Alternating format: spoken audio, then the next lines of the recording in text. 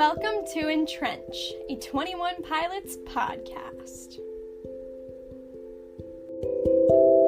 Hello, local dreamers. Welcome to EnTrench. My name is Anna, and this is episode 92, the Level of Concern music video. Make sure you watch the video beforehand and are ready for an in-depth analysis. I have a feeling this will be short and sweet, which is also nice because it feels like a very 21 Pilots day. It is 7-Eleven, and I love slushies, and so I feel obligated to get a slushie, which I will be doing. And I also just put it on my calendar as a reminder every single year until I die. So, priorities. By the way, I moved, so this is my new nature ambiance at my new place. I'm enjoying the third floor. I enjoy not having anyone above me.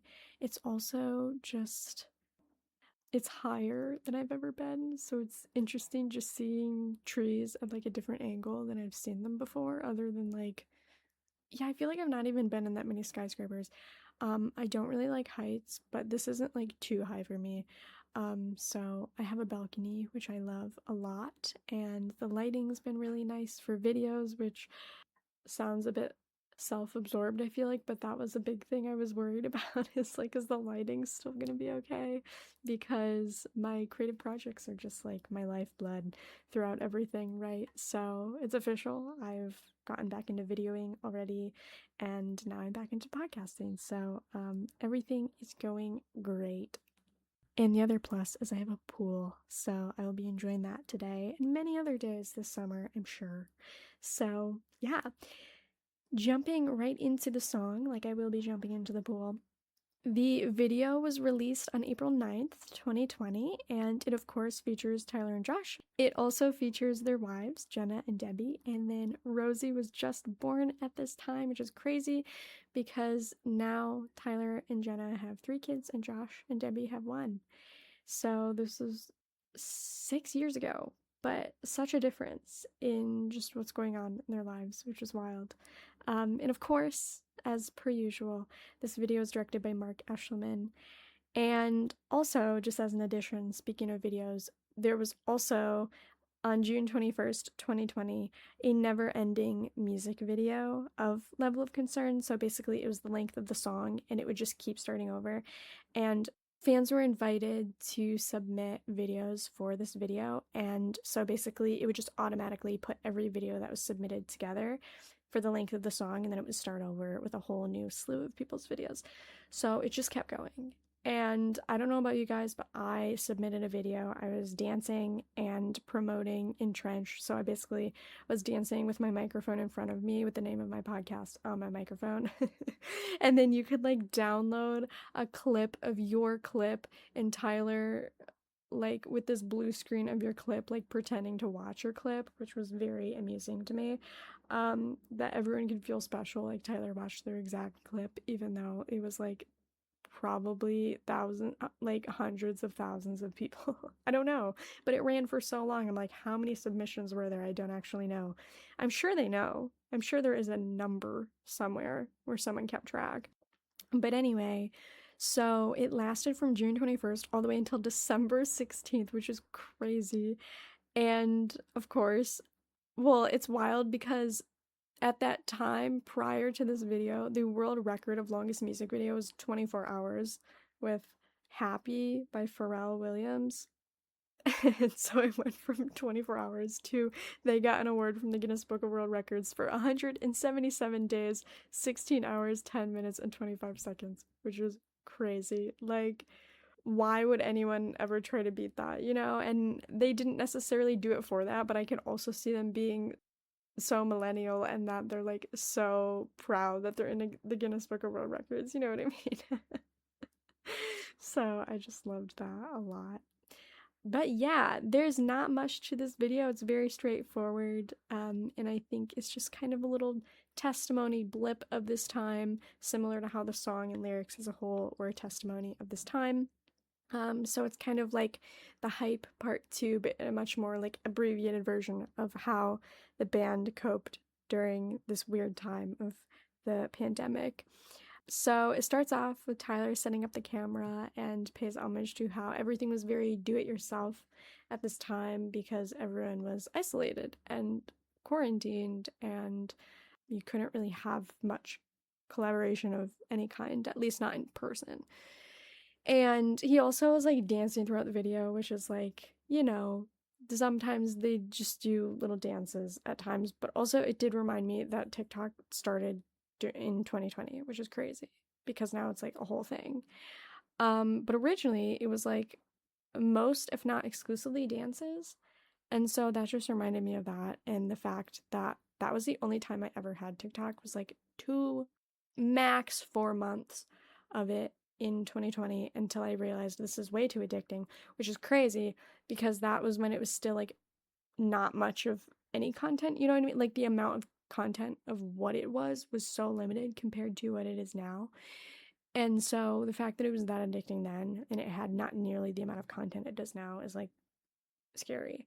How do you guys who have it handle it? Because I can't even handle Instagram. So I don't know. I don't know how you do it. That's exactly why I got rid of it, is like I already know I'm addicted to Instagram. I cannot have two. One is already not good for me, you know? So, and then I also just noted that Tyler was in his basement studio alone, which just further emphasizes the isolation at this time. And it is similar to how a lot, if not all, of Trench was produced in his basement studio as well. So it reminded me of that, but more of like, it's literally colored darker, so it just feels like you can tell it's a little bit more of a melancholy time compared to maybe some of that flourished creativity with Trench just getting to expand production-wise into whatever he wanted it to be, versus like Blurryface probably was a lot more formulaic because it was less independent. But this just feels like a turn where it's just like even it's kind of what I was saying before, like even when you like being alone, when you're forced to be, it's just a lot more ominous. So that's kind of what the ambiance of the coloring at the beginning of the video reminded me of, which is where a lot of evil can breed, in isolation and darkness. And so then verse 1, we start demoing the song idea that Tyler has, and I think a lot of this was just them wanting to show us how they created songs in this time, and maybe by extension how they created Skilled and Icy specifically, which I'm sure was mostly during this time. And they send this level of concern USB back and forth, which we know to be part of the cover art of this song as well. Yeah, that is how they were sending stuff back and forth, which makes sense when you're trying to like produce and publish something, but also practically, and like if you really wanted to feel less isolated, which maybe they did, you could also just like FaceTime or video call and actually like see each other's work in real time as well. But I'm sure for production's sake, that's why they used a USB. But I was just thinking personally, I'd feel more isolated than if I just like video called someone and they listened to it in real time. But yeah, so he's sending the USB to Josh for his input, and all of the communication is virtual because, again, we are quarantined outside of our households. And then the chorus starts, and we have Josh watching Tyler's video back and really memorizing the pace, memorizing all the details to what he did. And I love that it's such attentiveness to be able to contribute and build on top of the production and the piece of art in his own way, and they're both giving each other creativity and freedom in that way. But also, I just think spiritually, it's kind of this analogy of like, we need people to witness us who are just very attentive and willing to show up however we need them. I think something I'm learning as I get older that at times can be a bummer, but also at times really helps me, is a lot of times my own expectations of what I think people should be doing relationally can really put a damper on like God's reality of what my relationships actually look like. And so I've realized like sometimes I really want someone to be witnessing me more than they can, or even it's not even about like time constraints, but like some people are just in harder seasons where they don't have the brain energy to always witness you in the way that you need it, if that makes sense. And so like recently an example was like I was having a very melancholy week about something, And I quickly realized as I was interacting and talking to different friends, like certain friends would not have the capacity to support me emotionally with what I was going through, even though I really need a witness. I don't want to be isolated in melancholy. I don't think God necessarily calls me to be isolated in melancholy. However, it's okay to be aware that like maybe there are friends as good as they are that are not in this space to be that witness, but there is like this person who does seem to have the ability to show up for this tougher emotion exactly how it is and be a little bit more of that Job friend in that moment. And that's not like the other friends can't, but it's like it's not their time right now, and it could be their time again, but it's not right now. So that's something I've had to like retrain my brain, is like people are not just like good or bad friends. Like that's just not realistic of a dichotomy. That's not even true, right?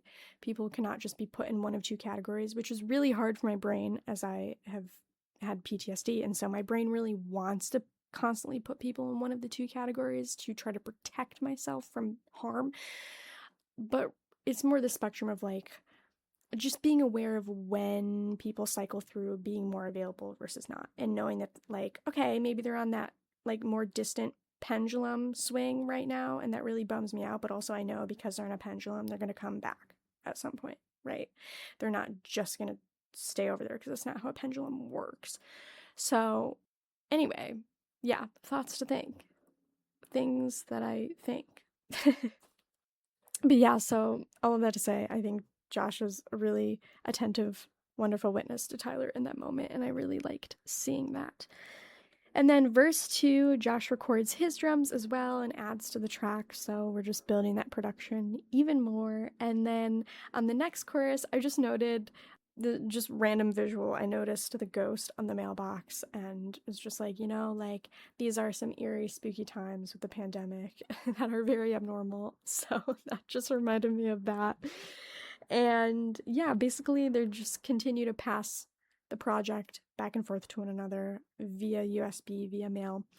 And I feel like it alludes to different seasons through the different outfits they're wearing, which reminds me again that it's probably not just about this literal song, but more so about the entire album they created and how they had to have done that over months. But with restrictions, it just shows the passage of time and really the impressiveness for me and dedication they had to commit to such a large project in very unprecedented times. So that was cool to consider. And maybe I'm totally wrong, and the production timeline was not even related to the pandemic at all, but I feel like at least some of it had to have been done in 2020, right? If it came out in 2021. So I thought it was cool that when you really love something, even in unprecedented times, you can have the tenacity to keep doing it anyway.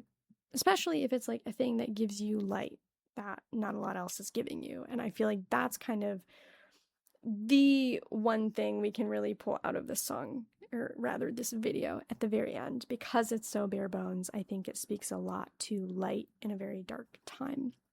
Speaking of witnesses and light in a dark time, this is the section of the song where we get into all the family time and the family support.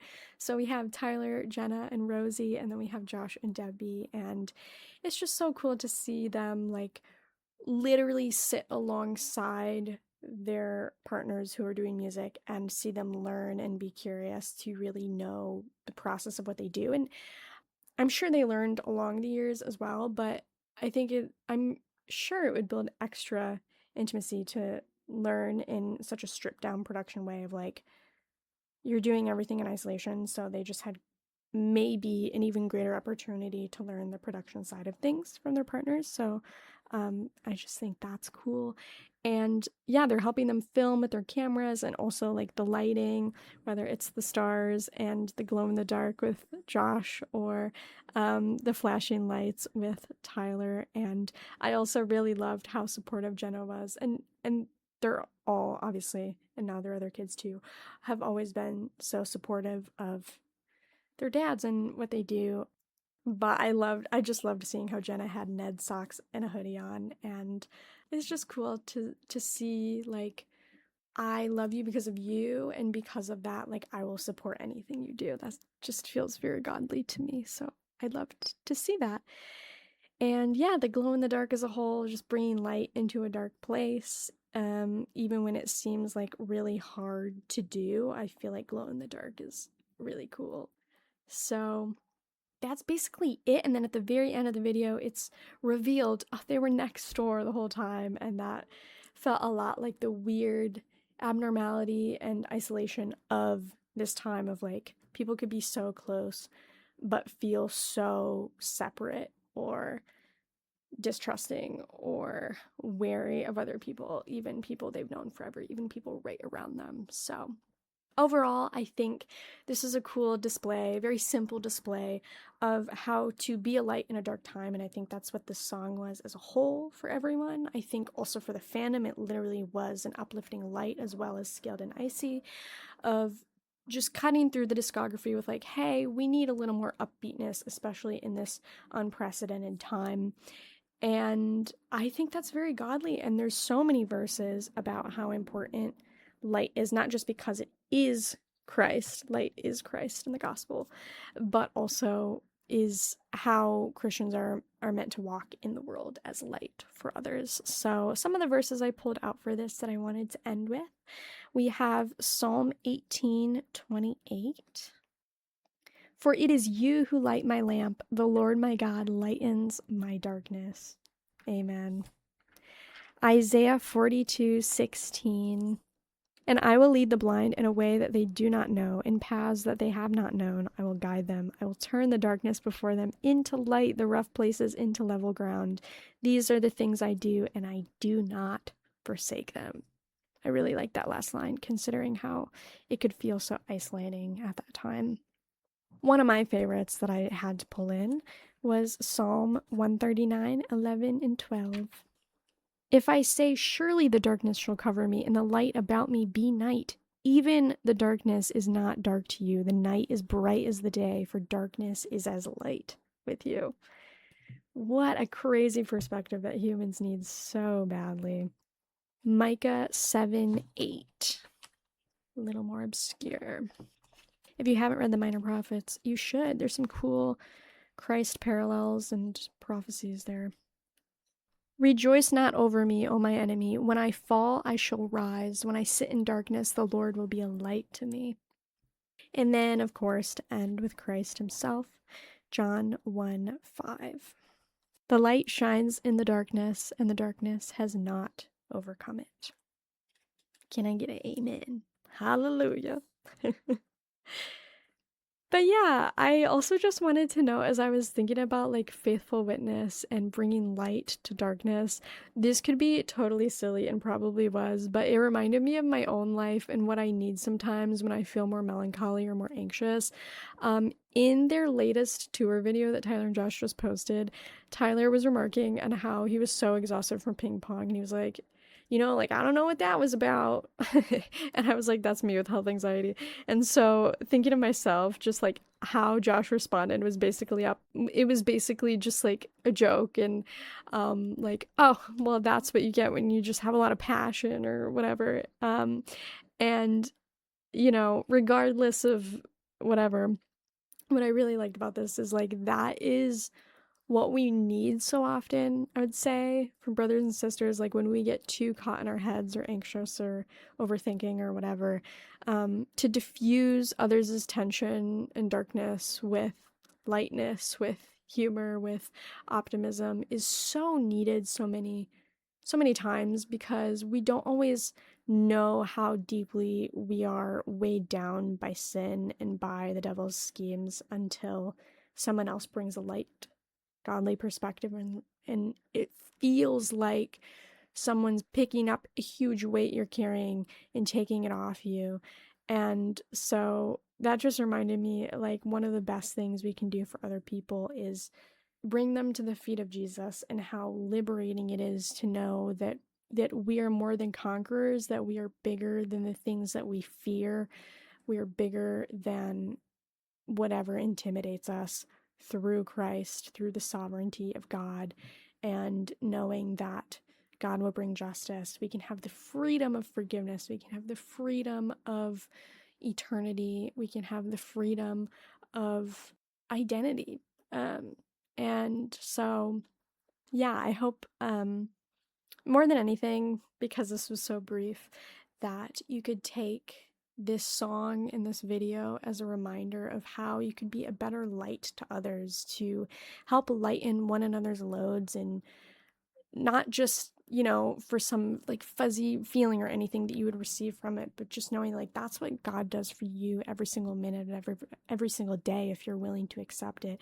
He is constantly wanting to take your burdens from you, and the world is so heavy. And I was just talking with a dear friend about just how much injustice there is, and how we have more information about how people are suffering and suffering unfairly more than ever.